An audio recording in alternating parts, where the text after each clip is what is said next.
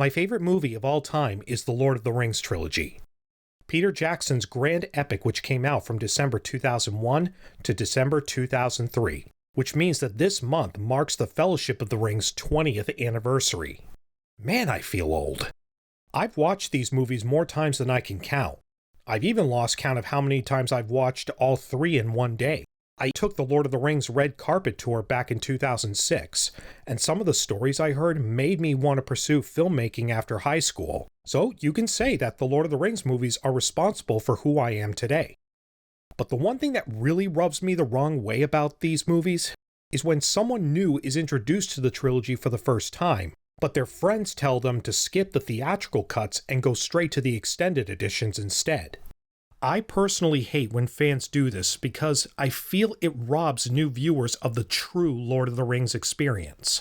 Yes, the extended cuts explain a few things a little better, and it even brings some closure to plot points that were left hanging. But the way I hear some fans urge their friends to go right to the extended cuts, I think underestimates the importance of the versions that were first released in theaters. Each extended version came out just 1 year after its theatrical predecessor. So if it wasn't for the theatrical cuts, would we have given the extended cuts a chance? It was the theatrical editions that won us over back in 2001. And now it just seems to me like fans are telling new viewers to sweep these movies under the rug as if they never happened. There's no guarantee that all new viewers are going to love the trilogy like we do. Not everyone has the same taste in movies, and they could find the 4-hour length of each film to be a little intimidating. When I introduce someone new to the trilogy, I begin with the theatrical cuts. They're each an hour shorter than the extended cuts and give the basic idea of what the series has to offer.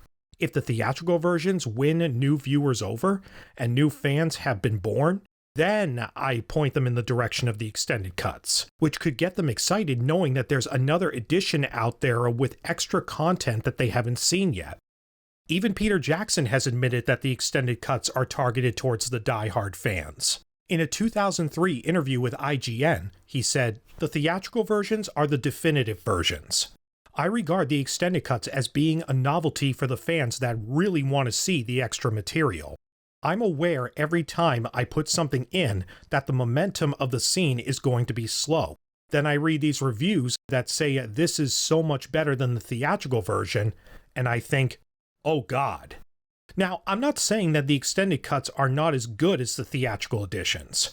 I've watched the extended cuts several times more, but as the years have gone on, I started to look at them less from a fan's perspective and more from a filmmaker's. And as much as I love the movies and how they've impacted me over the years, I have to admit there are some extended scenes that I think were either not necessary or could have been a little better. And I would like to talk about 3 of these extended scenes here today.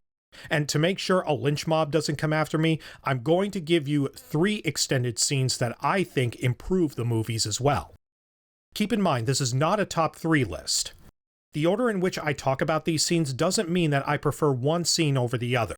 These are just 3 random scenes spread throughout the trilogy that I have something to say about. And to be as fair as I can, I have chosen one scene that I love and another that I dislike from each of the movies. So let's start with the negative. Number 1. Isildur*'s death, Fellowship of the Ring. I truly believe that the imagination can be more extreme than anything that can be put on screen.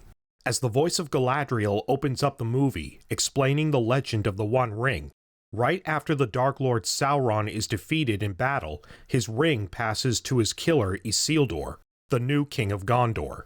He's given the opportunity to destroy the ring once and for all. However, the will of the ring corrupts him and he decides to keep it for his own. His selfishness ultimately leads to his downfall when his army is ambushed on their return home. The theatrical version cuts to black just as the ambush occurs. When it fades back in, we see Isildur's dead body floating down the river with arrows in his back. That's all I need. I didn't want to see how he died because I didn't want to know. My mind could fill in the blanks. For the extended edition, however, we are shown how he died. And honestly, I was kind of let down. It diminished the creepiness that came with letting my imagination run wild. It wasn't necessary to show that the ring could make you invisible, I think Bilbo established that well enough. All in all, I prefer the edition with more mystery.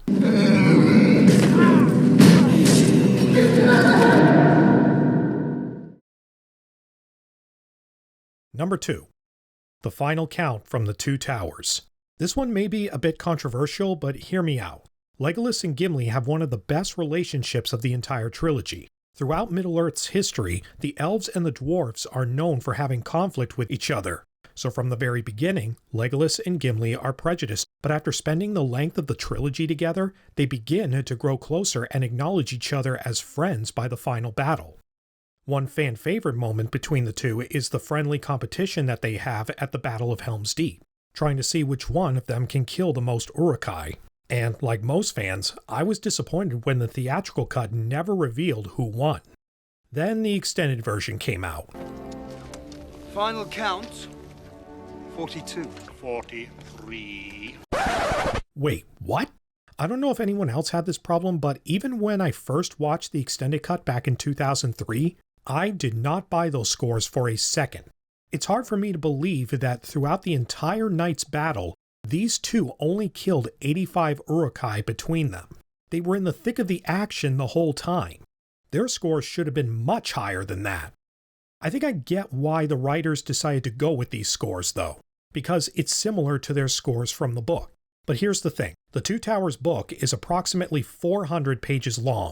And how many pages is the chapter on Helm's Deep? So the Battle of Helm's Deep is much smaller in the book, while the movie built it up into this huge climactic event. If you're going to extend the battle to make it longer, just compensate by increasing the scores a little more. How about 142 or 243?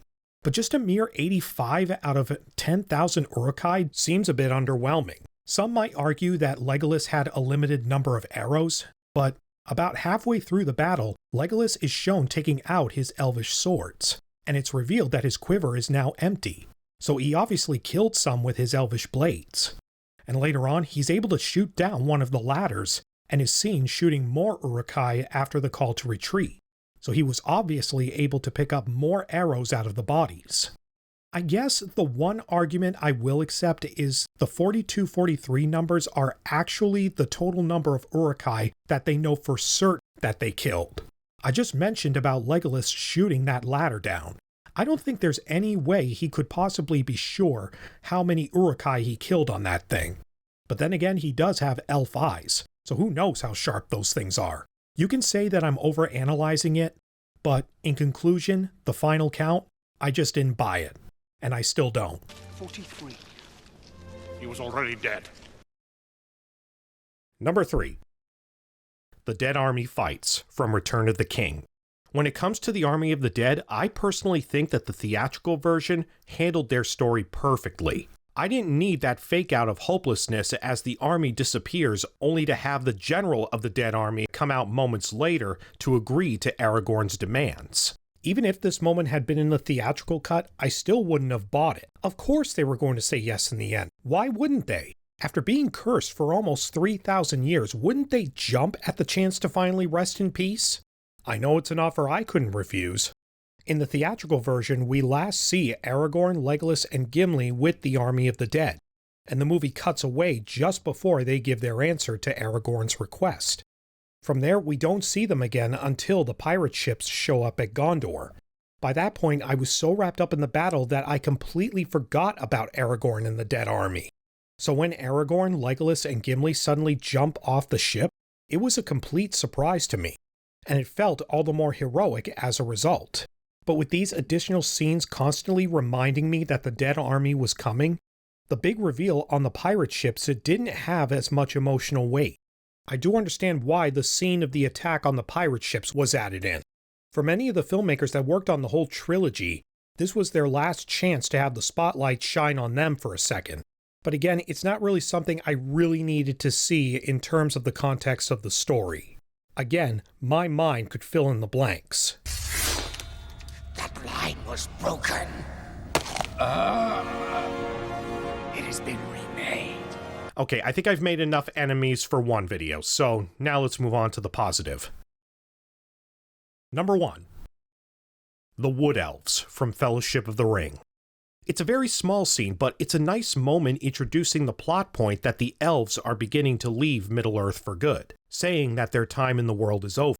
In the theatrical cut of the first movie, we are only told about this through a passing line from Lord Elrond. Other than that, the story comes more into play later in the series. So adding this scene helps to establish it a lot sooner. It's also a very relatable scene. If any of us suddenly heard wood elves singing in the forest, would we be as curious and excited as Frodo and Sam? I know I would. The one nitpick I have, though, comes from the filmmaker in me. I have experience as a script supervisor, and one of a script supervisor's main jobs is keeping track of continuity, making sure the movie flows as seamlessly as it can without visual error. At one point in this scene, Frodo and Sam accidentally switch positions. When they first see the elves, Frodo is positioned on the right, while Sam is on the left. Next cut, the camera is behind them, and you can see that their positions have been changed. Frodo is now on the left, and Sam is on the right. But hey, even the best script supervisors can't keep track of every single little detail. And then, of course, there's the song that the elves are singing. It's called The Passing of the Elves, and it's quite beautiful. I recommend listening to the raw version on YouTube if you're interested. So overall, this scene is a nice little moment that helps to establish a certain plot point much earlier in the series. I don't know why. It makes me sad. Number 2. Faramir'S flashback, The Two Towers.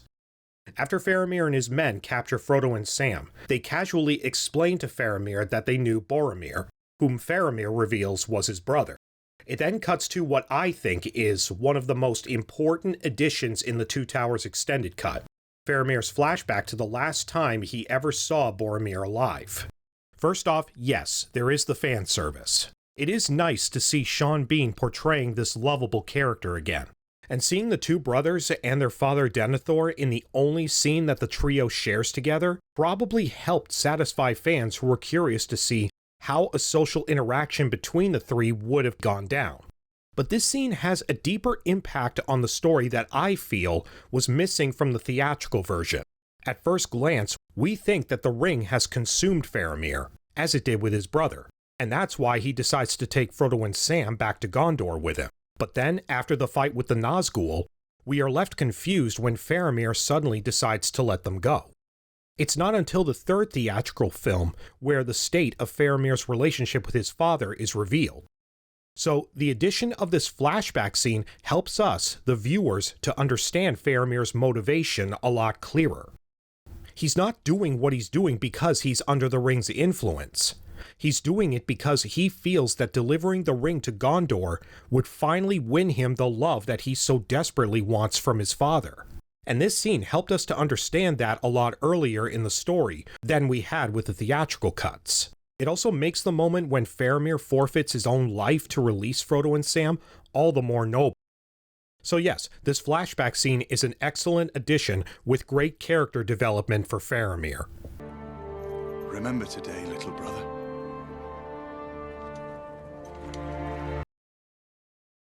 Number 3. Saruman's death from Return of the King. Yeah, I think many of you would be disappointed if I didn't talk about this one. But yes, I too was happy to see Christopher Lee reprise his role as Saruman one more time.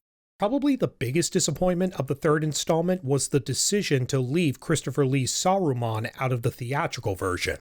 Seeing as how Saruman was one of the main threats of the first two movies, the fans wanted closure. But instead, Saruman's final shot in the Two Towers theatrical cut was him walking back into his tower after the Ents had destroyed his factories. And that was the last we ever saw of him in the trilogy. Again, seems a bit underwhelming. According to Jackson, he officially decided to cut Saruman's final scene for a couple of reasons. The scene was originally meant to wrap up the Two Towers, but Jackson decided to cut the scene and add it to the beginning of Return of the King instead, in order to shorten the Two Towers runtime. But then he ended up having the same concern with Return of the King, which was already pushing movie-length boundaries. So he decided to scrap that scene as well and add an additional line from Gandalf asking Treebeard to keep watch over Isengard while the rest of the Fellowship deals with Sauron. The official decision to cut this scene from the trilogy completely disappointed many fans, but I don't think anyone was as upset as Christopher Lee himself. Lee refused to attend the premiere as a result, and there was a rift between him and Jackson for many years. Obviously, they eventually made amends, and Lee would later return to reprise his role in the Hobbit prequel trilogy. When Saruman's confrontation scene was added into the extended cut of Return of the King, it was probably the scene that fans welcomed the most. It could have served as a great story setup, either to get the third movie going or as a cliffhanger for the Two Towers, plus a very satisfying death scene. So what do you think, guys? Am I thinking too deep into it, or do you feel the same way I do? Despite these criticisms, Lord of the Rings remains my favorite film of all time. It's an absolute masterpiece. Well guys, hope this wasn't too bad of a video to close out the year. Hope you all had a great Christmas or Hanukkah, and I hope you're having a great Kwanzaa. Stay safe, and I'll see you next year. Take care.